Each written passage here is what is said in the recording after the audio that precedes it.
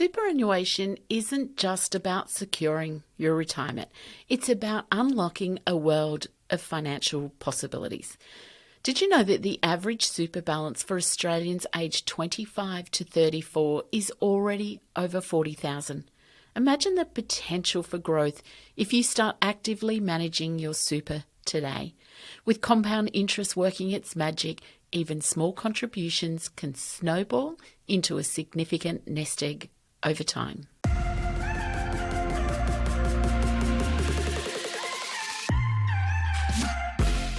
Welcome to Dollars and Dreams, the podcast designed to empower you to take control of your personal and business finance. You know, the very thought of money and finance can often send chills down your spine and stir up fear of the unknown. But let's change that narrative together. Through this podcast, my goal is to not only to provide you with useful information, but also to inspire and motivate you to take action towards your own financial goals. Let's rewrite your money story together. Hello and welcome to today's episode of Dollars and Dreams. Today we're going to talk about one of my favourite things, and that is superannuation. But today we're talking about that it's not just for old people. We hear it all the time when we're working with people. Superannuation, can't get that for 40 years, not even worried about it. Superannuation is more than just providing for retirement, but it is primarily, that's its only purpose. I mean, we've all heard that there is where you can save for your first home through your Super Savers scheme inside there. There's also a way that you can put money in when you downsize your house if you want to, but it is about building a financial income for retirement. So the problem that we have is that most people, when I'm talking to them, will tell me that they don't want to add to their superannuation because it is locked in there until they reach retirement. And of course, if you're just starting out in your career, retirement does seem like a long way away. I get it. But let me assure you, from a viewpoint of somebody that's at the other side of the hill, and retirement is coming in much closer than I'd like it to be, time marches on very quickly. So if you're in your 20s, you might look at it that I've got other things to do. I want to travel. I want to buy clothes, shoes. I want to go away for weekends. I want to save for a house. I want to do all of these. Superannuation is one part of your financial puzzle. I don't say it is the exclusive part of it. And ultimately, what we need to do as individuals is build all parts of our financial life. So putting into your superannuation to build that nest egg so that you can retire with more money or retire earlier is the one piece of your puzzle for financial security. Don't for 1 minute think that I'm telling you should be putting absolutely every cent that you could into your superannuation, because that just would be silly. You need to be able to save for a house if owning a house is what you want to do. You need to be able to save for investments to give you a passive income outside of superannuation. And you also need to save for your hopes, wishes, goals, and dreams. So what I generally will say to people in their 20s and 30s is, yes, you have a bigger picture than retirement in your mind, but you need to keep in mind that retirement will happen to all of us, hopefully. The alternative is not great because it means that we didn't live to see our retirement. You want to have the flexibility, though, that you can retire when you call retirement. So for some people, that means that they don't want to work past 60. And of course, we can access our superannuation once we turn 60. Some people might want to reduce their working hours between 60 and 65. And so they'll go into what we call a transition to retirement stage. And they will reduce their working hours, but then top it up with their superannuation. Other people are quite happy to work till they're 65. And it does depend on your occupation. I find when I talk to my clients that anybody who is in a physically hard employment situation or business, that they don't want to work till they're 65. Physically, it's really hard and demanding. Then I have other people that work in a non-physical role that just go, I love what I do. I want to come to work. It's mentally fatiguing, but it's not physical. I'm not going home in pain. I'm not going home hating my job.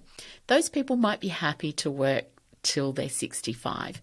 Having said that, I was talking to somebody recently who just sold out of his business and retired at the age of 57 because both of his parents and his sibling died before the age of 60. And so for him, it's genetic conditions. And he said, I didn't want to get to 60. He was working with his medical practitioners to work on this medical condition. It was something that could probably be worked on. I think he said they had massive heart attacks. Not sure what it was, but it was definitely something that he could take control of through good medical conditioning. But he knew he carried those genetics for whatever it was that his parents and sibling died from before the age of 60.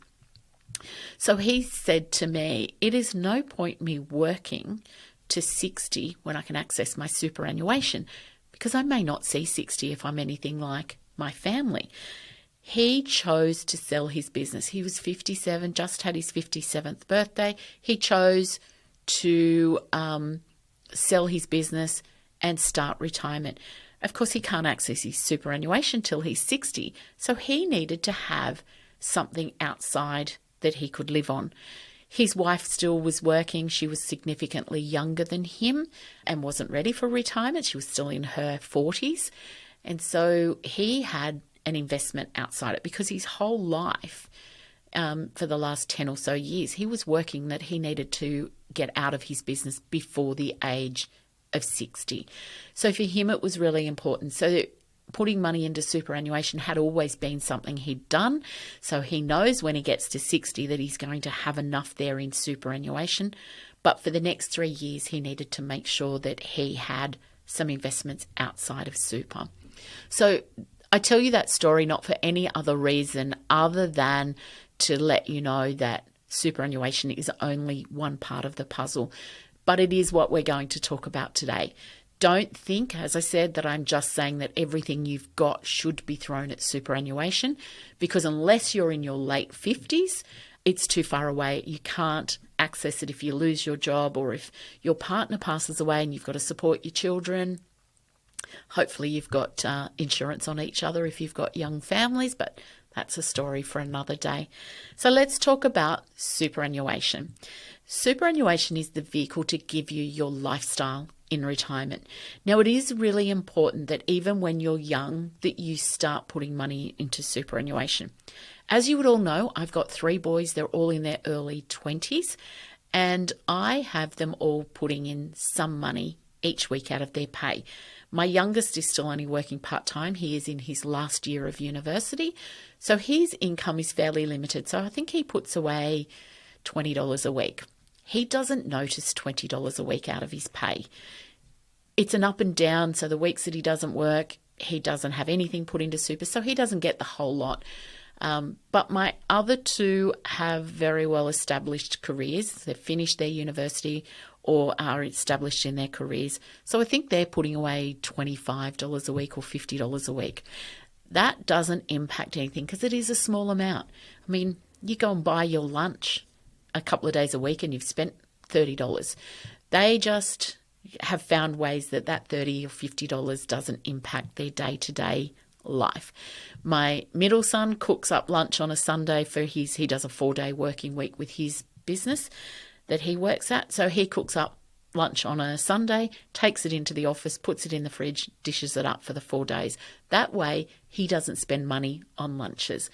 My eldest, he's just had a baby, so what he would be spending in the pubs now, he's put into his superannuation. So there is ways that you can find a way of finding the money. It's about putting really small amounts in because it doesn't then impact what you're trying to do outside in your life. It doesn't impact your cash flow so that you're not turning to short-term debts like credit cards or buy now, pay later schemes. And of course, we always talk about compounding interest, don't we? So $20 a week for your life. Let's say you're 22. You've just started, you've finished university, you've got your first job, and you're going to put $20 a week away into your superannuation. By the time you're ready to retire at the age of, let's say 60, you want to walk out, that is 38 years. So 38 years at $20 a week with compound interest inside a superannuation fund that has minimal tax can mean that you potentially will have 300, 400,000 extra in super. It did not really impact on what you were doing in your life. Like $20 is not going to make a difference to it. It's not going to impact that you are saving for a house, that you're going overseas, that you're buying assets, you might want a new car. There's lots of things that you want to do. The other thing that you need to look at with your superannuation is look beyond what your superannuation fund is doing. Remember, superannuation, even though you can't access it until you're 60 and or retired, you have control over it. It is your money. Whether you like it or not, it is your money. So it is important that you take control of it. Look how it's invested. So look at what your risk profile is. If you've got lots of years till you retire, and using that example I just did, it was 38 years, you can be in a more aggressive profile as far as your investing goes, which means that you're more into the share market. The reason you can do that is because you have 38 years to ride the ups and downs of the share market. So if the share market drops, it's not really impacting you because it will go back up, and it will go back up before you retire in 38 years. It does give you the opportunity, though, to get a greater return because generally riskier investments will have a greater return than non-risky assets. So if you put money in a bank or inside your superannuation, it's invested in cash, you might be getting 1-2% return on that money. If you're invested in the share market, you might be getting 8, 9, 10, 11%. That can make a significant impact in what you're doing. And I did this with my husband a couple of years ago. He didn't have a lot of super. He'd been self-employed, and then he stopped home with our children when I started my career. So I just put him into a more aggressive investment portfolio for a few years. And then, when we're not close to retirement, but I got that growth, and it's been over the last few years where share market's been going up quite well. I have just moved him into a little bit more conservative because from my point of view, I think I don't want to be greedy. I also don't want to push the envelope. So from my point of view, I go, I've got that growth there. We don't have 38 years till retirement. We probably don't even have 38 years of our life left. But I wanted to make sure that I could capitalize on that growth. I did that just as COVID was hitting because the share market dropped. Because I've got a financial advising degree and I'm qualified as a financial advisor, I knew the share market was going to go up. So I shifted both his and mine into a very big, aggressive share portfolio inside our super because I knew when the share market dropped, when COVID hit, that it would go back up. And I've been lucky. I've benefited from that.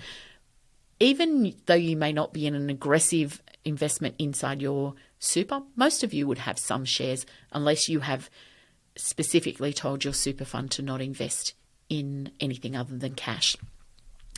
So you've got to keep in mind that superannuation is always a great place to save for your first home. The first home super saver scheme is there. So think beyond superannuation being just for retirement. So the first home buyers scheme, so the first home super saver scheme it's called, is a place that you can save for a deposit for your first home. Why would you do that inside your super, not outside of super? Well, firstly, the money inside super is only taxed at 15%. The investments that's there is taxed at 15%. So if you're a high income earner, you potentially could be in a higher tax bracket than that. It's also out of sight, out of mind. So you can't look at this money being in there and going, I want to do this, I want to do that. It can be in an investment fund, managing it better, not just sitting it in cash. And we just talked about the rate of return there. So you can put in up to $15,000 a year and you can pull out up to $50,000 at the end. There are some catches, the money you pull out has to be declared in income when you pull it out. it's still a great place to do it. So there are lots of rules and regulations. I do have a video on our website all about the First Home Super Saver scheme. So if it's something you think you might be interested in, go watch my video on our website, jenrichardson.co, and find out the rules and regulations before you decide if it's something for you. And of course, get personalised financial advice if you think it's something that you need. It's always better to spend money and not regret that you didn't do it. You can always reach out to me here at jenrichardson.co. So our email address is hello@jenrichardson.co. Or you can reach out to me wherever you're watching or listening to this podcast, and I can put you in touch with somebody, one of my financial advisors, or I might be able to give you some very quick generic advice. I can't give you personalized advice without doing a financial planning, but it's not about that. Sometimes it's just you want a couple of quick questions answered. So look at ways to boost your super. As I said, increasing your contributions to that. If you get a bonus from your work, maybe put half of it into your superannuation. Use half of it for your own enjoyment because, as I said at the start, superannuation is only one piece of the puzzle. The tax cuts that have come through recently, we're saying to people, if you can take part of that tax cut and actually invest that into superannuation, that can make a huge difference. I know everybody's struggling with the cost of living, but we can always find savings with our expenses if we really want to. This is a bit of a controversial thing and probably going to get hounded for it, but I'll say it anyway. We have people that make comments all the time that they're struggling with the cost of living, and yet they're out buying packet of cigarettes a day. They're drinking alcohol every day. They're buying their lunches every day. They're, getting takeout instead of cooking at home. There are ways that you can save money if you have the skills to do it. And of course, this is what I do in my money makeover. I teach you the skills on how to budget and save so that you can get ahead financially without it impacting on what you do. So if you need help, come join me in my course, My Money Makeover. It's on our website, jenrichardson.co. So going back to your superannuation, once you know what you want out of your superannuation, it's really easy for you to be engaged in it. Take a look at your superannuation to see whether it has performed well. Don't stay with a superannuation that has higher fees and not a high enough return, because that's just throwing money out the door. The government does list the best performing and worst performing superannuation funds annually. So have a look if you're on that list. Again, the government have compare your superannuation to others. There's sites where you can put in who your superannuation is and compare it. Don't make the mistake that a lot of people do, the compare the pair. Just because you're with an industry fund, it doesn't mean it is the best fund for you. There may be other funds that aren't industry funds that you can get a better return and lower fees, or higher fees but an even higher return. So don't forget, you don't put your blinkers on when it comes to your superannuation. Don't just look at your fees and go, oh, my fees are higher than my friends. I have to leave because the fees are higher. If you are getting a better return for those fees, then you stay there and you pay the fees and get the better return because you're still financially better off. It's important to look at the stages of your career to find out about your superannuation, because when you may reduce your working hours to stop home and care for your children and or family, there's ways that you can get the government to put money in. You make a contribution and they can match it with what we call a government co-contribution. So there's those ways. Thankfully, fairly soon the government will be paying superannuation on parenting payment. You can do contribution splitting with your spouse, so they can do a spouse contribution as well. So look at ways that you can grow your superannuation even though you're on a lower income because you're working reduced hours. Superannuation is what will give you the lifestyle you want in retirement. And it is super important that you take control of it now so that you can live the lifestyle that you want in super.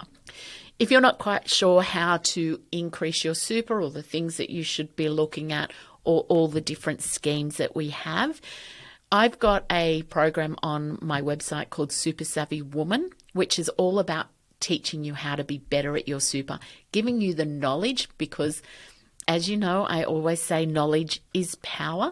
And so Super Savvy Woman will give you that knowledge to demystify superannuation so that you can take control, because it is your money and you need to control it the same way you would control it if it was your wages. And these are your wages in retirement. Understanding that and taking the different mindset that this is my money, this is my wages in super, this is what I want to be able to do in retirement will give you a different approach to looking after your super. Remember, super is all about lifestyle, and your superannuation balance may be very different to the needs of somebody else's superannuation balance. Because if you're like me and I'm going to travel overseas when I'm retired, that is going to be my main mission. I need more in super than the person that just wants to go camping. That is working out what you need from your super and not listening to the noise that's out there. Don't listen to the finfluencers, because what you see on social media is not necessarily what is happening. These people can be putting out the smoke and mirrors of they have this great superannuation balance, they have this lifestyle, they have all this. But behind the closed doors or underneath the water level, it could be a very different story. So educate yourself. Do training courses, like the one I just said that I have, Super Savvy Woman. Do those courses so that you have knowledge to take control of your superannuation so that you can live the life you want in retirement. So remember what I always say about finding out where you want to be. So the 3 things that we need to do with anything that we have to do in our lives is finding out where we are now, where we want to be, and then building the resources that we need to bridge that gap. I want you to be able to walk across that bridge between where you are now and where you want to be with a calm, informed approach.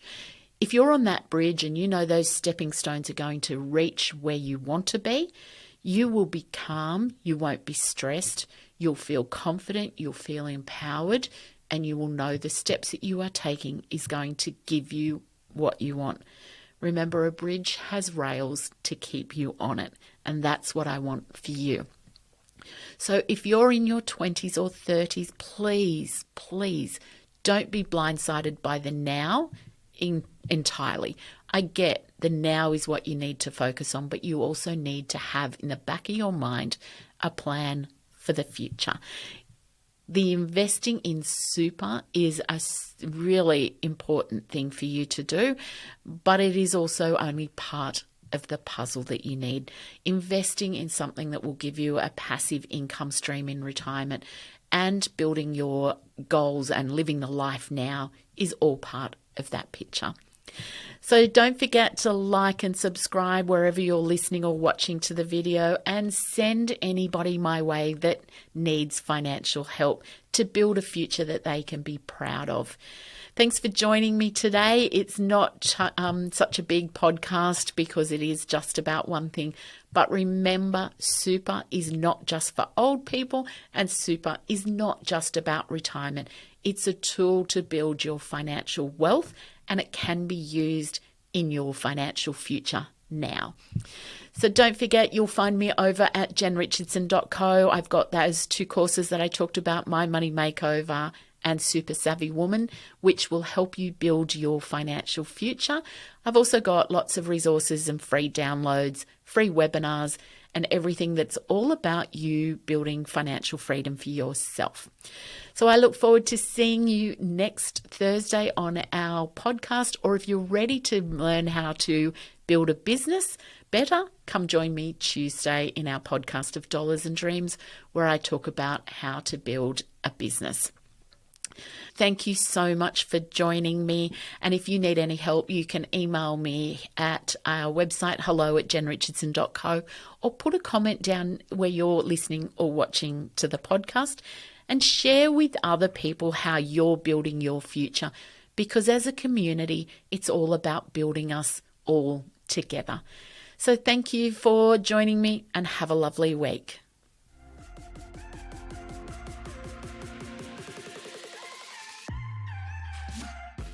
Remember, the advice shared in Dollars and Dreams is general in nature and it does not consider your own personal circumstances.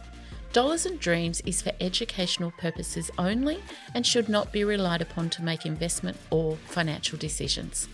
If you need more help, please reach out to a financial advisor for tailored personal advice.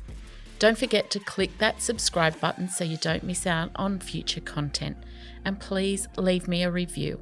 Your feedback really helps me to reach other people chasing their money dreams. You can find me over on Facebook and Instagram to connect with me. You will find the link in the bio or head over to my website at jenrichardson.co where you will find free content and learning tools.